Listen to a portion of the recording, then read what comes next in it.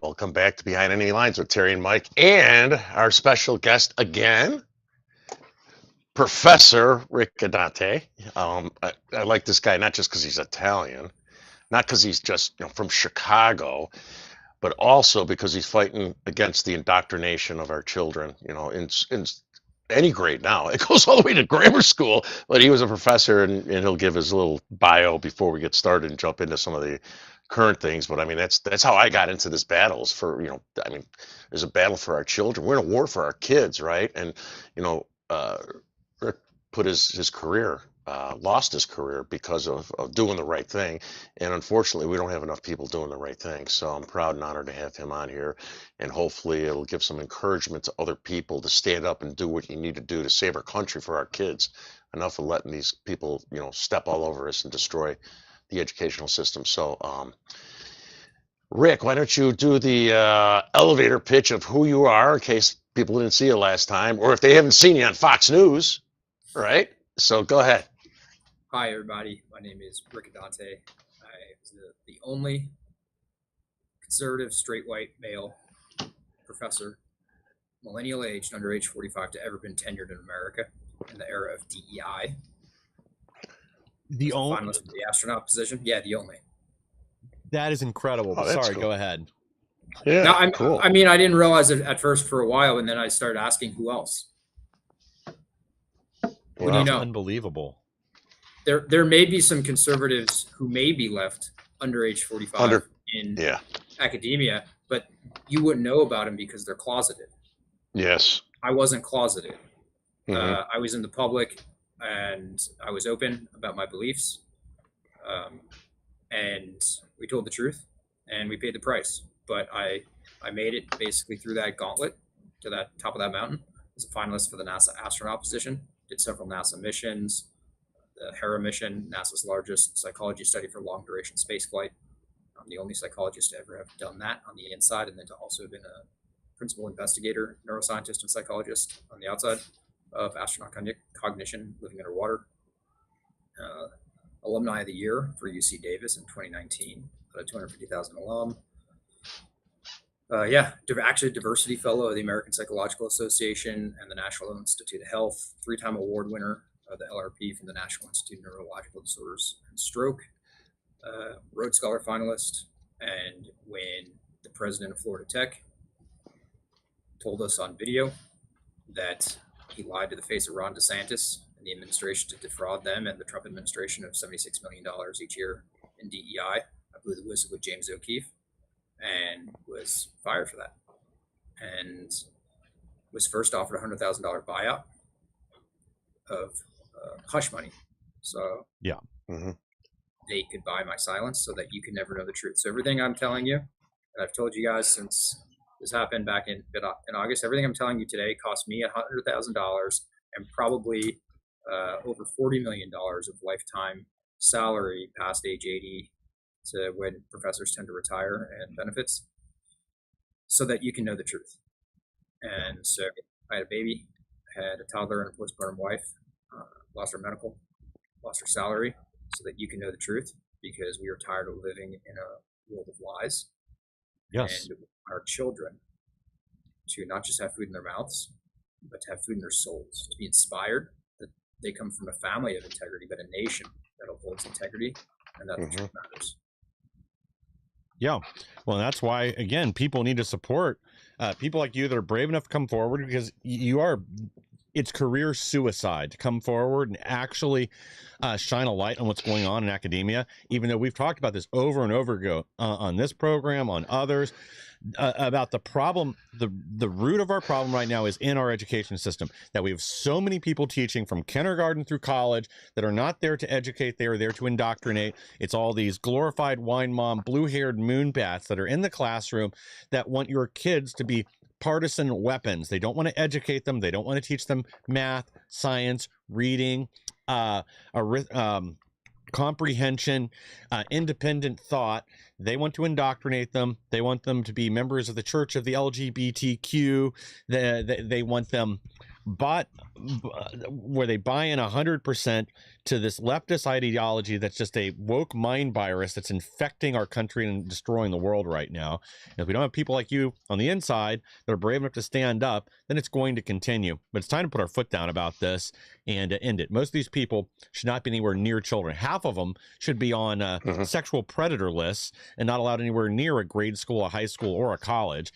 But we've got to start fighting the problem for what it is, identify it, and eliminate it. But again, like you've said, they're hiding this. They changed the name. It's no longer DEI. It's whatever. The reason I was so shocked when you said that, like, and I think you're right. I was thinking about it. Like the only, I graduated from college in 2012, and the only conservative younger professor I had that was under 45 was black. Wasn't even a white guy. It was a black dude that'd been in the military, had his whole perspective change when he was in there. He was a history professor, of course. That's the only younger, verifiably conservative professor that I had. Yeah, well, One of the things that opened my eyes when my twins are freshmen in college, we were doing college tours in Florida and all over the place. And every college, they had some flavor of DEI. Some of the kids that were given tours in two of the colleges, they announced their pronouns when they were introducing what parent group that they were going with. And I found that disgusting. You know, one of them, we were stuck with one that had these pride earrings. And, you know, we started the tour. I was staring at her disgust so much. She took them off. My wife hit me. But I was like, you know, that stuff doesn't belong in school front and center like that. It's not why they're in school. And they, you know, in some cases, I think they made that a priority, Rick. You know what I mean? Prioritize that. I think so. In fact, I know so. And I think that one of the big problems is that for far too long and too many decades, we have not made it a priority to make our education of our children, but also importantly, our adults in the universities and the colleges, be provided a true and balanced education of what is true, real, and honest about the world. And they're taught now that, you know, there's a gender unicorn. That's not true. There's never been a gender unicorn. So there shouldn't be federal funds going to pay places to teach false things. I love free speech. I love teaching different ideologies. I welcome that. I don't think that that's necessarily a problem at too tight of a political lens. But if you're teaching false things, if you're teaching critical race theory, if you're teaching that, you know, anti-American hate into our students, our young men and revisionist history too. University. Revisionist we have history. Not made that a priority. We have given that up as a movement, going back past through Reagan, certainly through Bush. We sent all the young millennials out to the global war on terror while their families stayed at home waiting for them. And, you know, by some path of God's will, I stayed in academia instead of pursuing the military route while the ship was abandoned. And, you know, like I said, I hadn't thought about it for a little while, but then I started thinking about, well, who else would be under age 45, publicly known to be conservative as an intellectual or scientific leader in society? We have a few conservatives left in academia. They are 90-year-old Thomas Sowell. People point out Jordan Peterson. I don't think he's very conservative based on some of the things he said. He's also a boomer. We have boomers. We have maybe a few lingering Gen X's. And but they're, frankly speaking, there really aren't any millennial, straight white male, open conservatives who are tenured in America. And I was the only one in the DEI era. And the road to get there was so arduous. And I had to deal with so many different layers of discrimination, being held back. That Compact magazine article that came out in December of 2025, right before Christmas, described the impact on millennial-aged men in this country from decades of discrimination of college admissions, graduate admissions, jobs, scholarships, fellowships, everything across the board, medical residencies. They were disincentivized to even try to apply. And to Terry's point, we haven't made our future the priority. We haven't prioritized the future of our nation by teaching the next generation, by having a stable. And right now, the bullpen is empty. I was the last guy in the bullpen. I was the only guy in the bullpen. And outside of you guys and a few other people in the media, James O'Keefe and a few others, there has been no one in Con Inc.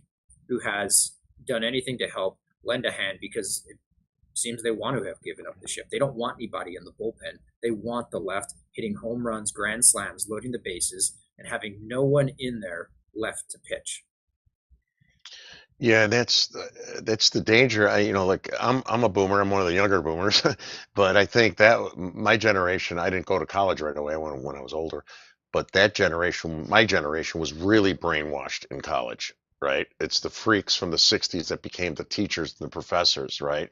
And they started pushing that stuff, and then it only just grew like a cancer every decade until it got to where we're at this point. And once they occupied the colleges, universities, they crept into the high schools, and they are fairly entrenched. And then now it's the grammar schools, the Well, it's gender because unicorns. they train the teachers. They train Yeah. teachers. They trained our students in college to get degrees in education so that they could become the teachers. So the teachers Yep. think they're teaching things that are correct to our elementary, junior high, high school kids, because that's what they're qualified, certified, and credentialed through their college training and education Yes. processes. Because exactly as you said, it was infiltrated in the early 50s and 60s, so that there's multi-generational layers embedded into the approval process of accreditations. We're seeing this now in the American Bar Association on the legal side. They're starting to get some competition to the accreditation process for lawyers. And Oh, really?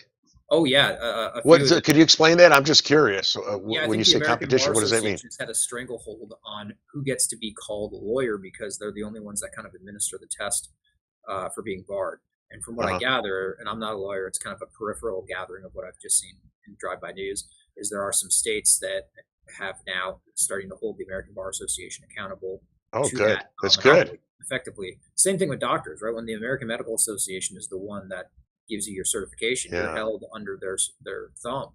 And we've seen this. We all lived through COVID. We all seen the tyranny that can happen. Yeah. And so, this is a big battle that I tried to tell people of from the inside, deep behind enemy lines, that they don't realize how many decades back we are in this fight, because how many layers like that there are left to repeal. So, DEI, you mentioned earlier, that I was just on the phone with my congressman today. He's like, well, I voted to end DEI. It's done. I said, pal, it hasn't gone anywhere. What do you mean it's done? My entire undercover work with O'Keefe, actually, I wasn't even undercover. I was overcover. They knew who I was. And I didn't dress up or do anything. But I said, it literally showed that they're undermining, lying to comply. DEI went trans. There you go. DEI went trans. Yeah.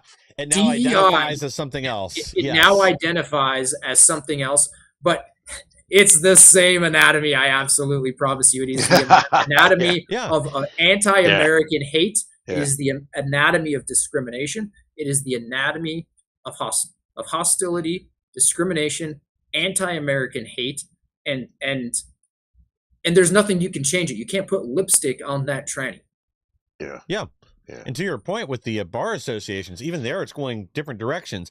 I think it's Massachusetts has kind of gone the other direction, where they've gone after several conservatives' license. They're making it more difficult, or that's alleged, they're making it more difficult for conservative leading students coming out of college.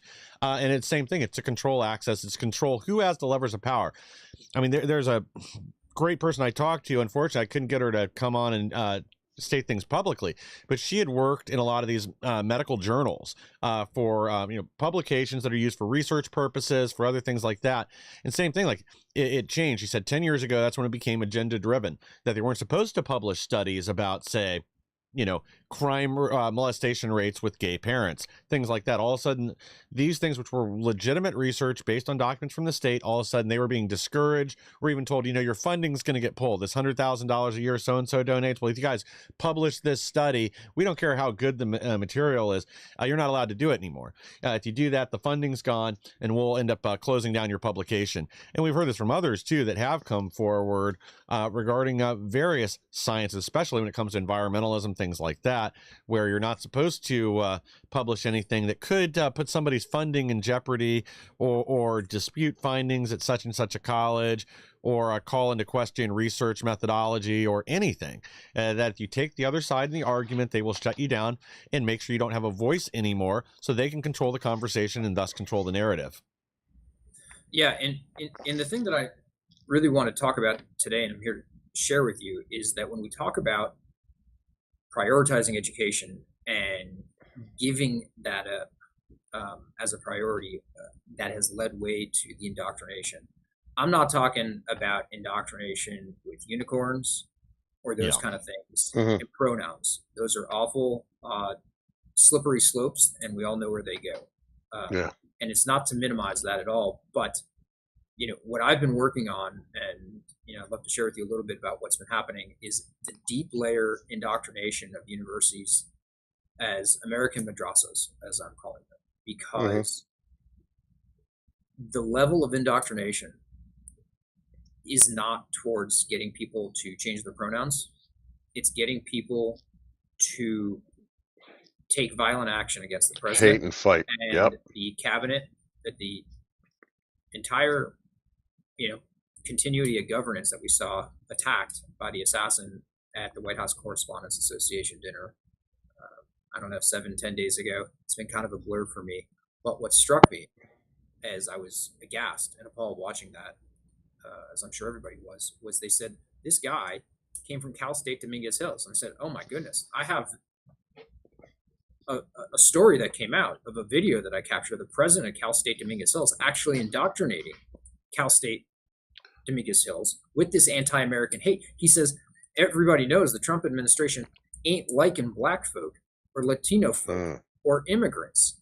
He is And it's so teaching his false. students that his government and his president hates him, which to my knowledge is not true.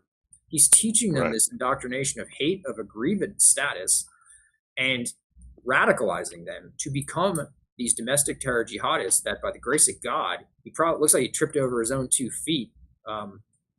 Despite the best attempts of the Secret Service to let him in, he was averted disaster. And so I called out, Yes. as you see on the screen there, this president in that recording I captured. This was September 4th, 2025, a week before Charlie Kirk was murdered, also on a college campus, also by a college indoctrinated, completely changed young man Yeah. after just a few short years in these American Hmm. madrasas of obscure universities.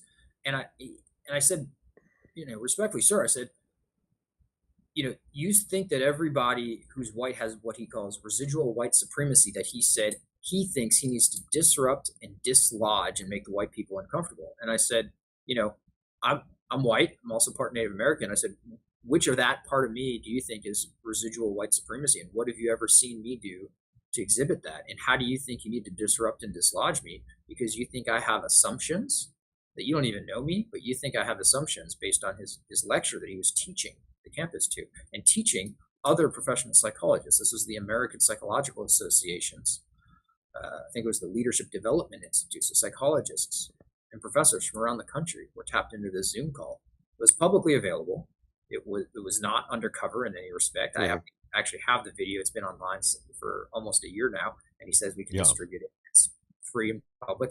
They're teaching them to indoctrinate their campuses with these beliefs that we have these underlying white supremacist assumptions that he thinks need to be disrupted and dislodged, because he thinks that I have my foot, and he said he thinks white women who voted for Trump have their foot on the necks of black people. Now, this young man who attacked President Trump's cabinet, the president, the vice president, all the White House press corps, Secretary Hegseth, he happened to be black too. Do you think that that culture permeated down from the top? Hmm. Absolutely. And how do we know that? Because when I talked to the Fox News reporter who published that story, he captured corroborating testimony of others on campus who said, yes, that's absolutely a culture of fear, discrimination, and hostility that is fostered under that leadership, as we know it always is, that makes it these Hmm. little madrasas, these terrorist breeding grounds that, after 25 years as an academia professor and tenured professor, I took much delight in finally getting quoted by Fox News calling colleges madrasas of terrorist breeding grounds, because they are. Hmm. I think the time is now where that's not hyperbole anymore. He just Right. radicalized one of the students on his campus to be graduated in May of 2025, and within less than a year to take direct action to try to take Hmm. out not just the president of the United States, but the entire line of succession. And what I'll add to you guys is this: is there's a lot of slop out there from social media conservative commentators, people like Chris Rufo, Greg Gutfield, Andrew Colvett. This isn't a personal thing on them. What I'm saying is that there's slop that they're putting out blaming social media for his radicalization. And I can say, no, it wasn't social media that radicalized him. It was, it wasn't tapping into Reddit or checking into Blue Sky a couple times a day. It was living in a culture of immersion, of this indoctrination. There's way more than just pronouns. Yes. Indoctrination of radicalization that puts these ideas, these ideas get into those social media commentators, but they come from— it's a religion. The embryonic womb for this domestic terror ideology is the college campuses. They are federally funded. And that's where this is coming from. Yes, I fully agree. There's elements of social media. And I think that, perfectly frank, I think I've been on your show before after Charlie Kirk was assassinated, Mike and Terry. Where I actually advocated for a widespread RICO network arrest and dragnet of the media who've provided material support to the radicalization of Antifa violence and other things like that. So I'm not letting the media off the hook. That's not the part that I think is sloppy. What I'm saying is they're not carrying the brunt of this in the way that the deeper seeds of the embryonic womb that is growing this embryo of ideological hate. And it's not just Cal State Dominguez Hills. There's 100 other completely obscure and well-known colleges all over the country. Yeah. They're breeding 1,000 of these people to just get pushed over the edge. That's look what they did to the Jewish community, right? And the protests and the physical violence and all these numbers of university. And then it becomes like a fad that they want to be part of, even if they maybe are not fully indoctrinated. It becomes fad and it's supported, or the school turns the other, looks the other way. And that is another way of enabling this violence, and they and that's where the leadership comes from, Terry. So when we talk about this president, right? I've never seen the president together with the president of that university. His name is Dr. Thomas Parham. He had a vote of no confidence. The guy actually kicked out of the job after my video came out. But I've never seen him together with Cole Allen. But I don't need to, because when you're building that culture, that's how you build a terrorist. That's how you build a jihadi training camp. Is so I'm sure in moments of steam or exhaustion or whatever, we all have crazy thoughts going through our head. I'm a psychologist. I'm a tenured psychologist. We have our moments of passion. But what we also have are our communities of sanity. Your friends, your colleagues, your coworkers, your teachers, your professors, your leaders, everyone around you who you might say, hey, did that happen? Or was I right to see this or feel this? Or, oh, I really want to get this guy. And they kind of talk you off the ledge because they can bring you back from that edge with a little bit of sanity, and that's not happening. When everybody's on the edge, they're not going to help you. No, when this guy's bred and led by these leaders, and this guy was a critical race theorist from the '60s, Thomas Parham. When these students are bred and led by people like that, then when they have those moments and they talk to their friends or colleagues or professors in the luncheon or the quad or the gym or whatever, they're like, yeah, you're right. Yeah, you're right. He is racist. He does hate you. Yeah, you should do something about it. As opposed to, hey, man, we all have those moments. Brush it off. That's the culture of an American madrasas. That's how you build a terrorist. Is you build the culture. It's just like a RICO in the mob. Terry, I know you're a Chicago guy. The mafia don doesn't have to say pull the trigger. He builds the community. He builds the network. They all know what he means. And when they all want to go and do something, they don't necessarily need permission to do it because they know they're going to have wide network level support after they do the crime, which is exactly what these leftist terrorists know, that the media will cover for them. The prosecutors from Soros will cover for them. The weak rhinos will absolutely cover for them more than anybody. These are the indoctrinations. With the Downers Grove High School, where my kids went to Downers Grove, there's north and south. And it was about 5 months ago, Mike. Radical indoctrination, hates the right, all that shit they're teaching. Now I went there. They had a table set up by 23-year-olds right in front of the front doors on the sidewalk that was sponsored walk out of school at 2:00, and they were Marxist communist, handing out propaganda to the kids. Now, a normal school or, administration should have got out and said, get your asses out of here. They turned the other cheek and let them do it. And that's bullshit. That's another extension of the indoctrination of our kids. And nobody knows about this, Terry, because there are nobody left in the bullpen educating our children. There are Yes. no people under age 45 like that. Like I was referring to earlier. I started looking around, like, and I actually asked Grok. I said, "Tell me somebody, who doesn't have gray hair, who is tenured, who is a substantive published scientist or scholar, who's openly conservative, straight white male." I got returns of Jordan Peterson, who met none of those criteria. Like, Yes.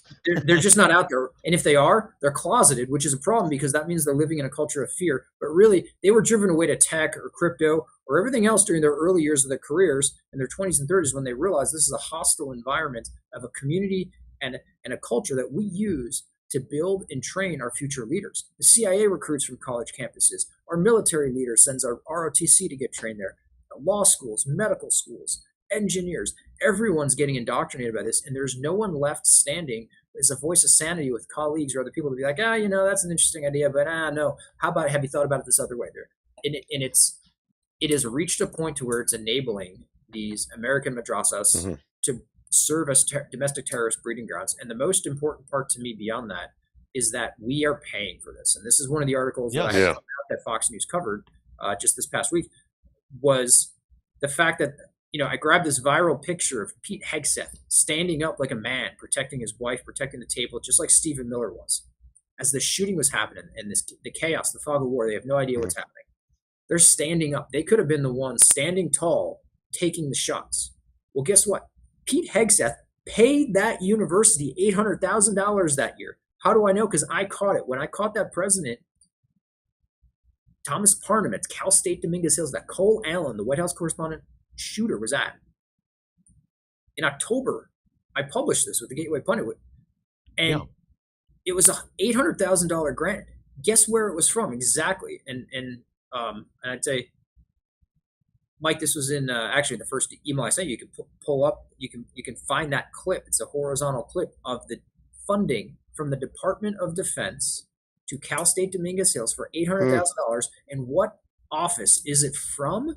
According to the Department of Defense, the Office of the Secretary of Defense. Pete Hegseth, his office sent $800,000 to this place that is teaching their students that the Trump administration hates him. Now, if Pete would have taken a shot, the irony, God forbid, that he would have been hit by someone trained at a place that he paid for with our money. Yeah. I've been screaming this like a crazy man since October. And this is what the Substack article that I published last night. Ad nauseum. So tiring to read because I am so tired with a heavy, weary heart of warning, ringing the bell day in and day out.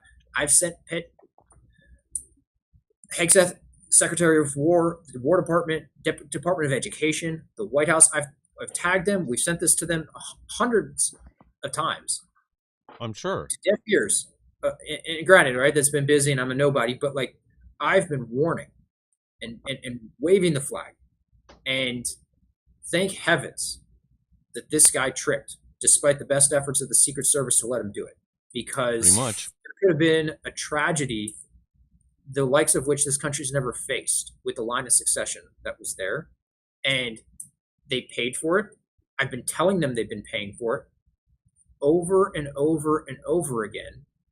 And it's a small chump change, but it's not just the $800,000. It's tens of millions of dollars from the Department of Education and Title IV funds from Linda McMahon and now Scott Bessent, to where that's being transferred to the Treasury Secretary as Linda McMahon is closing down the Department of Education.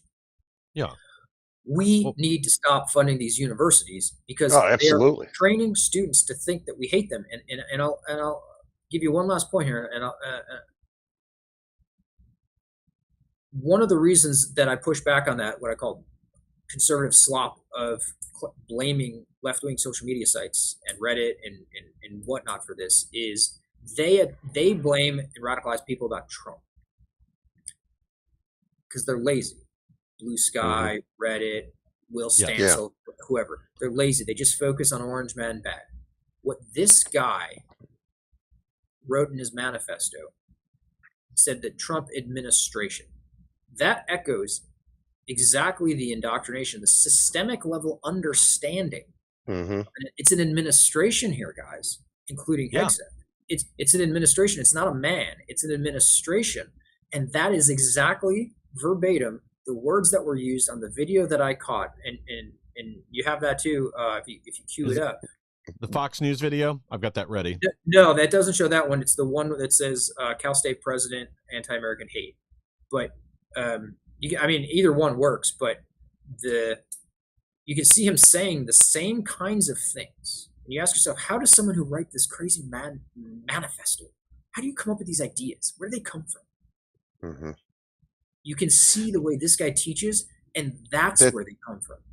And it's the MO with most of these students and these protesters, right? That we come across. The No Kings are mostly boomers, but there's younger kids there, and from the colleges, and we're all white supremacists, we're all racist, we're all Nazis, right? Just because we don't agree with them, and it's only going to grow and get worse because they're pumping out so many of these indoctrinated kids every year from the universities. And our only hope to fight against that was Charlie Kirk.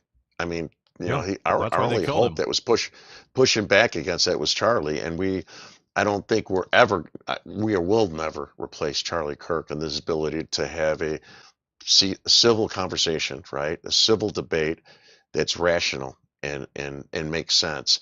So now these universities, I think we're going to have a couple people standing up and trying to fill his shoes, but it's not going to be the same. And I'm concerned Turning Point will not flourish without him, which is a big problem for us. Yeah. Yeah. I mean, go ahead. You got it, Mike? I've got this queued up whenever you guys want to run it. Yep. Go ahead. Everybody knew this current federal administration was not liking black folk, was not liking Latino folk, and was not down with immigrants. Everybody knew that. And so a lot of our white counterparts have been victimized, I think, by the socialization that they have received. And some of that comes out of the family, some of that comes out of the schools, some of that comes out of their. So one question that came in is, how can people of color respond to white fragility? So I have never been apologetic about wanting to disrupt people. I want to dislodge them from that comfortable category of intellectual, emotional, and behavioral apathy that has them stuck in the way things are and them acting in the way that happens. And if I need to adjust or disrupt that fragility in order to do that, that is the only thing that is going to instigate change. If I make them too comfortable, then all they do is receive the information and passively go about doing it as if everything they're doing is okay. So I happen to be one that's unapologetic about being able to confront the fragility, because we need to be cognizant of how our minds and spirits have been contaminated by the residuals of racism and white supremacy. So let me cue you to a few. He said, I am unapologetic. Now, you're teaching young, impressionable young adults. He said, I am unapologetic. He also said, it is the only way to get free of this, to disrupt and dislodge and to make the white fragility people uncomfortable, and be unapologetically so about it being the only way to make them uncomfortable, to dislodge and disrupt them. Now, juxtapose that on that manuscript. And he says the Trump administration wasn't liking black people, Latino people, immigrants. And if you look at the transcript of that versus the manifesto, you're not going to be able to tell who wrote and said which between the two guys.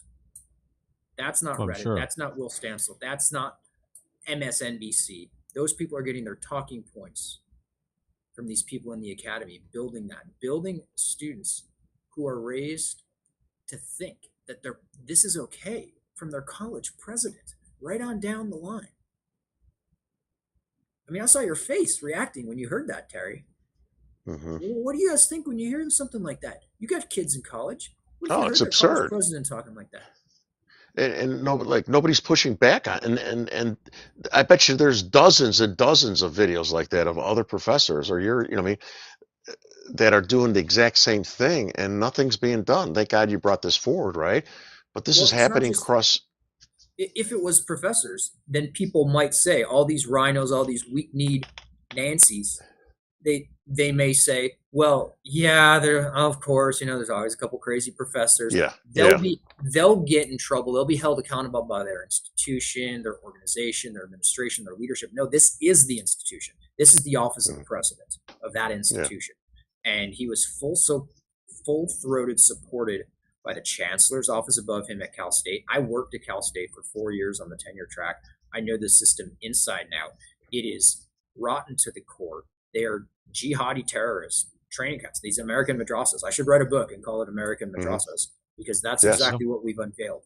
That's what we've revealed here. They're terror. Did you say that after this video and your stories came out on this, did you say he was removed from his position or retired, or what happened?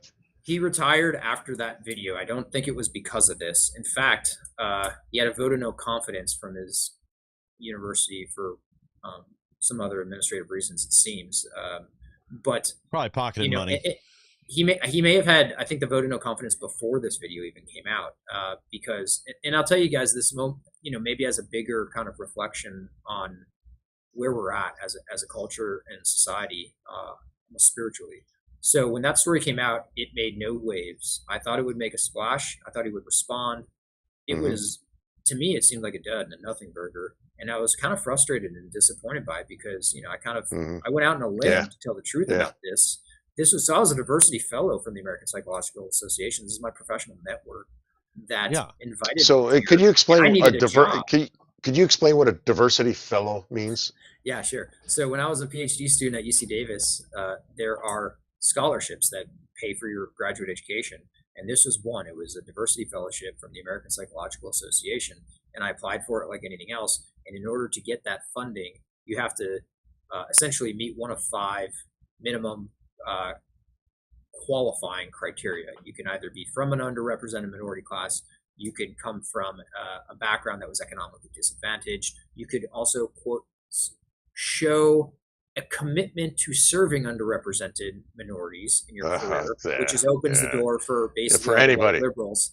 And and then you can also come, I think I mentioned coming from an economically impoverished background, but you can also be conducting research that primarily focuses on underrepresented minorities. Now, I was conducting research at that time on memory impairments related to hippocampal damage that came from hypoxia, which is lack of oxygen from a heart attack, and stroke, which is cardiovascular disease, which disproportionately affects minority populations.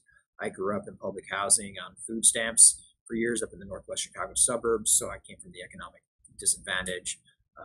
I have a Native American history as well, tracing back to the Dawes rules, but primarily, I qualified for actually 3 or 4 of those criteria. And I joked at the time, that was in 2009 when Obama got into office. People always ask me, like, how the heck do you get a diversity scholarship? And I would joke, I said, because I'm a straight white conservative during the Obama era.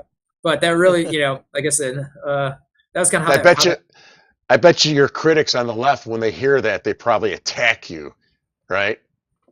How dare you, be a diversity scholar and you're attacking us. I haven't got a lot of that. I mean, I was really fortunate. I had to work triply hard. This is the nature of discrimination. And, and I'm sure in earlier eras of American history, Black people can attest to the same experience of like having to work twice as hard to get to the same level. I'm sure that's happened to lots of people, the Irish, the Chinese, certainly African American, Hispanic. Like, I get it. Italian Americans, like this is the nature of kind of starting up in a new country. I had to work so hard to get to where I am, and got really a lot of good qualifications, such that like I haven't received a lot of direct complaints of people about that, because they could see my qualifications and they're substantive. Like, my work speaks for itself scientifically in like the nerd world. You can read my papers and they're airtight. They are hammers scientifically of the discoveries we've made of new kinds of human memory, brain states that predict cognition.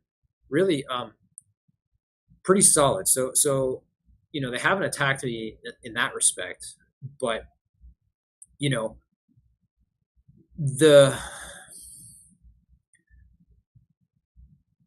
path wasn't easy. Yeah. And now it is what it is. But You there earned comes a it. You didn't Elizabeth Warren your way there. You didn't emerge from your wigwam on the warpath determined to break into academia any way you could. my ancestors are on the Dawes rolls. Her ancestors aren't. Like the Dawes rolls are from the Cherokee, from the Trail of Tears. My ancestors, I can trace them back there. She's got pow wow chow. Yeah. And she can eat. Did you know she stole a bunch of those recipes from another book, and they tried coming after her? Yeah, I think she got the case dismissed. But anyway, that's a whole other story. I mean, she's a clown. But the important part is that like when I was there with my professional network, because I had just been fired from Florida Tech 8 weeks prior to this video. So I was like, I got an email saying, hey, can come to this like leadership development institute with this president of this university at the Cal State system that I used to work at. We lived in California. Maybe we could move back there. I was like, maybe this is an opportunity to regrow my career and reconnect with some colleagues in the diversity program for the American Psych Association. I have great friends. I have friends from the Minority Fellows program. They're very nice people to me. Like, a lot of times I thoroughly disagree with them. Other times I made some great friends with them, and we agreed on a lot of other things. But you end up there, you go there, and this is what happens. And as it turns out, this was a hostile environment for me as an education element. I was there for professional education, for workforce development. And that actually violates Title IX. It violates the Civil Rights Act because it protects third parties on campus, not just students, not just employees. I have an active pending EEOC claim that, we can tag and ask, EEOC Chair Lucas, to get moving on the LA office that's been sitting there since December, because I have a right to be protected from this kind of hostile discrimination, being told that because I'm white, he thinks I have residual white supremacy and I need to be disrupted and dislodged and made to feel uncomfortable. And then he's unapologetic for that. Excuse me? Hell no. Yeah. So what is the solution, or what are things that people that are watching and hearing this dire news, right, about over here, about how bad the universities are? What can we do to try to change them in any capacity whatsoever? I mean, what are our options? It's a great question. I'm going to be a little bit of an academic on that and give a layered answer. One layer is defund the universities. Yeah. I'm not saying that they shouldn't exist. I'm saying they should find their own way to exist. I'm saying they can get state funding. I'm sure California would love to continue supporting their schools. Great. God be with them. You don't need our Title IV federal funding, now probably coming from Scott Bessent and the Secretary of the Treasury. Yeah. The McMahon had been doing Title IV funds from the Department of Education. So, what can a parent do? Okay, so I mean, I think we all agree with that, right? So to defund, I guess from the federal level, what things can we do to try to hit that goal? I mean, what do we do? Reach out to our congressman? Yeah, I mean, all the standard political moves, right? Build the groundswell support, hit them on Twitter, chimp out when you have to. Chimping out works when necessary. Build the movements, get it educated, you guys are doing your part. You guys are giving a voice to this that, most people won't give a voice to. We have to get them aware of this. I think a lot of Congress people are busy, and that's me being very, very generous here, guys. I'm very, very generous in saying they're busy. Sometimes they're also extremely lazy. Yes. And they don't want to do the work after they think they put the vote in. Like, I was just off the phone with my congressman here yesterday. He said, well, we voted to end DEI. I said, the hell you did? And so they need to be reminded through the political process of what is truly happening like this.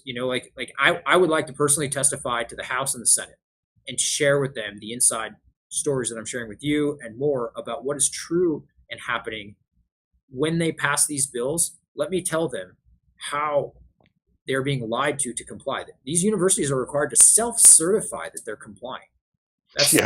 How's that work with your teenagers, Terry? Right. Yeah. Right. That is an untenable process moving forward in America. So at that level politically, that's what parents can do. Get involved in that front. I think there's more, right? Educate the students. Stay involved with your kids. Don't just hand them off. This is no longer like I'm I'm an older millennial, so I think of like the movie Rudy as characterizing the boomer era of going to college, where he like just leaves and goes to South Bend, and you're just alone at college for 4 years. I'm sorry, like helicopter bit, like stay involved with your kids. Don't wait for them to come home on Thanksgiving with their junk cut off from the gender uniform Hmm. or something like that. Yes, Um, issue. That's a good. Yep. Stay involved. Stay in touch with your kids. Keep them educated, keep them aware, and it's not the age that it used to be, where you could trust the universities and just hand them off. Stay involved, pay attention.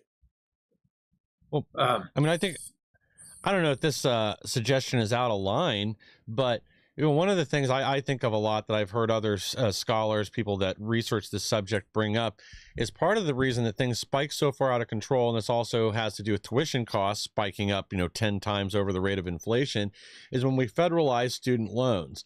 What about privatizing those again, getting the federal government out of the loan business, or making colleges co-signers to the student loan, so that they're not providing a good education where the student can go on and have a fruitful career. If they're ending up with a degree in grievance studies or underwater basket weaving or whatever other nonsense degree like we talk about, that maybe there'll be less of those degrees issued if there's some level of culpability put on the colleges, financial liability on the students they're churning out.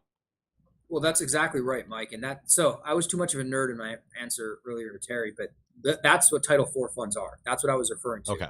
Title IV funds is federal financial aid. Okay, sorry.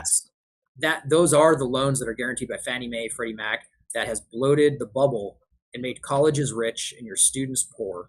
And Hmm.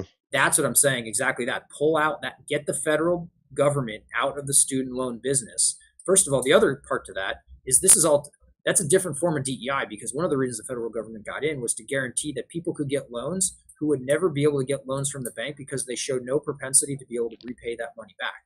And so Yes. you put a lot of people in there, and now they're actually in a lot of debt slavery. So you have to get the government out, Mike. You're absolutely 100%. We call those Title IV funds. That's been under the control of the Department of Education, but now that's being transferred to the Secretary of Treasury, from what I understand, moving forward, because they're probably better suited in handling and processing the money than the Department of Education is. But we have to get that federal student loan money out and make the colleges figure out, how do I make a product that people want to buy and pay for with their own money that they can get from a private lender or from the state. The states, Terry, Illinois will love to pay for this. Yeah. Illinois will love to pay for it. Let them. Yeah. God be with them. Like the states Yeah. can pay. I'm not saying Yeah, that yeah, they're public- paying for illegal colleges. They're giving scholarships for illegals to go to college, Well, so they got a lot of money. So I'm not saying the government doesn't have to be involved, but it should be taken. Yeah. Taking the federal side out is one way to do that, because that will cripple them and make them have to take a very. So besides that, right? Besides that, like at the high school level, you could tell we say it over and over: get on the school board, go to school board meetings, get involved and stuff. But at outside of like trying to hold back federal funds, what else are there any options besides that for parents that have kids in college or going to college or that want to help out? That's a good question. I have to think about that more. Those are the two areas that my brain jumps to immediately. There are other ones. I mean, so I know you have students in college right now. So I can imagine that you feel what many parents feel during that time and transition as your students are making their way through school, which is like, in some respect, powerlessness of like, what can I do now? There isn't a school board I can go to in this case. But there are some aspects, they will shake you down for donations. The Alumni Affairs Office, Development Office, they do want parents to keep spending their money. They need parents to co-sign for loans most of the time. Mm-hmm. You do have a voice. When they shake you down for, homecoming day or Parents' Day, let them know. Yeah, I guess it's I did on Parents' Weekend for one of my kids without saying which one, and one of the teachers said something about Charlie Kirk's death that pissed me off, and I wanted to go and try to find him and confront him, but then my wife was worried about my daughter, her education, her, Or um, son, she, or son. yeah, it could have been my son. Well, they kind of switch genders sometimes, so I get confused. So they change their genders on me, and worried about a backlash. Just like she was worried about a backlash when they were in high school. One of the times my son was player of the week in football, and they called him. They put his name in there as Gavin Newsom instead of Well, Anthony. well, here's an idea for you. Now you got me thinking. So I think that there needs to be the political will to take those Title IV funds that Mike was referring to. And I think that if you think about this in a political sense, that's kind of scary for a politician because culturally speaking, you Hmm. know, we hold college up on a pedestal, and it's really politically fraught to be tagged as the party or the politicians who are making college less accessible or taking away people's money to go to college. I think that they're scared by voters in that sense. And I think, speaking generationally, Terry, that I think particularly the older generation, the boomers, Hmm. hold college on a pedestal because of their memory of what they were taught that college was, or that That's they how remembered important it what was then. college Yeah, was. yeah, And, yeah. it's not the way that I remember seeing it in Rudy and South Bend. It's not the case, but I think that it's such a strong voting block of the older population Well, still, that one thing that can be done is reaching out when you talk to your representatives, your senators, your congresspeople, and let them know that you're okay with it, that it's that they will Yeah. have support if they do this, that this is not the college and university of yesteryear. This is a fundamentally different system. And I think the younger kids see that. They're like, yeah, like they kind of know the game. They see their professors, they see their teachers, and they know they're all getting by on Chat GPT and cheating. They know the professors are lazy. They don't feel like they're getting a good education. That's why they're going to podcasts like this and all the other big ones out there. And they will have an attention span for 3 hours and listen because they yeah. do have a craving to learn and be a Hmm. sponge and learn things. And they know their professors are not delivering that. So Hmm. I think letting the the policymakers know that they shouldn't be scared of that sort of political backlash. I don't know. I don't know that that's going to move the needle a whole Yeah, lot, but I think it's Yeah. still a valuable thing. yeah. Well, I think too, it's all these washed out hippies that are in Congress now or in positions of power. They want to feel relevancy again. They remember their time growing up in the '60s at these colleges were the incubator for the communism, the socialism that we see spreading throughout the country now.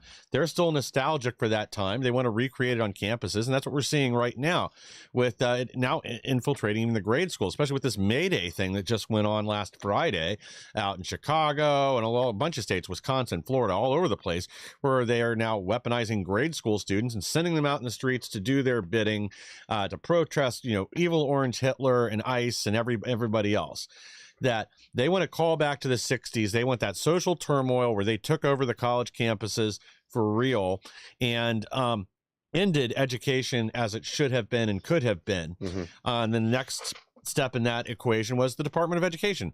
When that was created, our students have gotten worse and worse grades ever since. We have to go back to a system that actually focuses on real education. I mean, that's the bottom line. We've got to get all these social justice warriors and just mental cases out of our schools and get schools focused on what their real mission is once again, and that is education, not indoctrination. Yeah, Yeah. yeah. And so I'm on the advisory board for a group called STARS, which is Service Members Standing Against Radicalization and Racism in the Services. Very military focused, very military oriented, about wokeifying the service academies, but writ large, ending DEI and critical race theory and COVID tyranny against service members, their families, civilians, and that they've been very effective in lobbying and working with their networks in respects to the academies. They have a lot of work to do still, but we're pretty committed to building that out. And I think that not giving up the ship, like these are people who are all oftentimes retired flag officers, general officers, who could very easily be having a cushy retirement. But like you, Terry, they're standing their post and they're saying, I'm not going quietly into the night. They are doing a whole new term of service right now.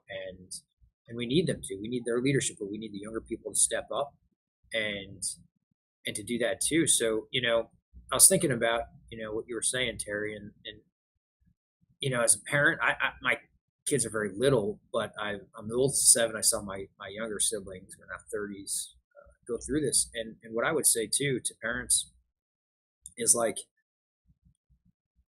how they used to say you had to have like the talk with the kids, whether it was when they're entering the teenage years or, whatever it is. But I think there's a new kind of talk that you got to have with the kids.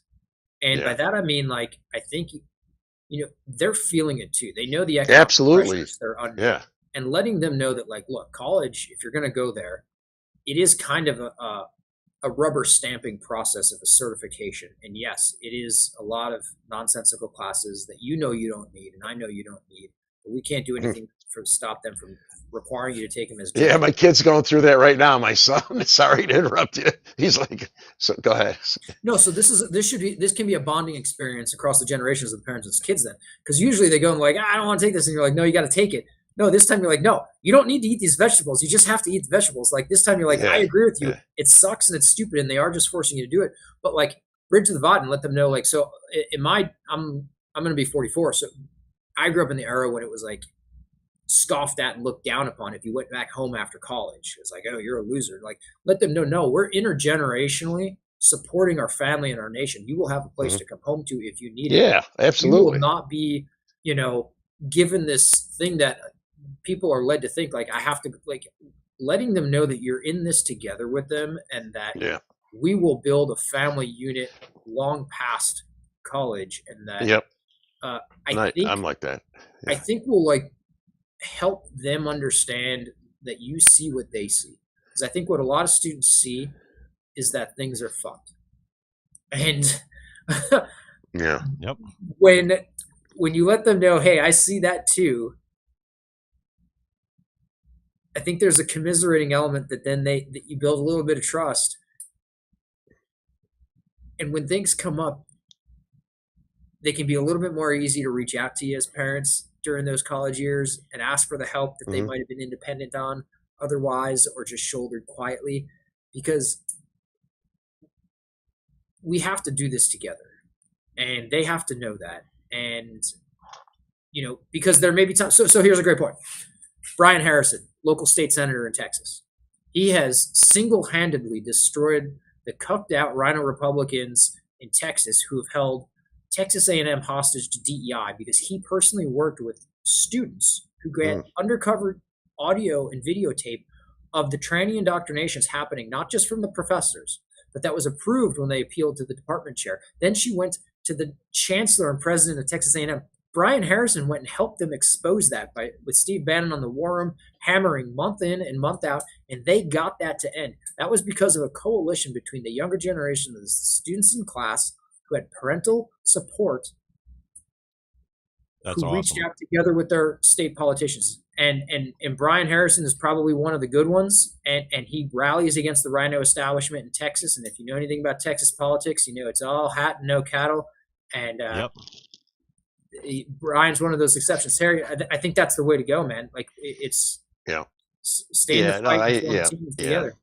Yeah, we talk regularly about it, and I tell them, you're in school to learn how to learn, and you have to learn how to accept things you don't want to do. That's how I'm trying to tell them about the shitty classes, so it's part of the process, and you're not always going to be able to do what you want to do in a job, and it's part of, that's how I go through it. So why don't tell people a little bit about your nonprofit, where they could find it, because I have to get ready. I'm debating this guy named Brian Shapiro, who's been podcasting and debating big names for 20 years.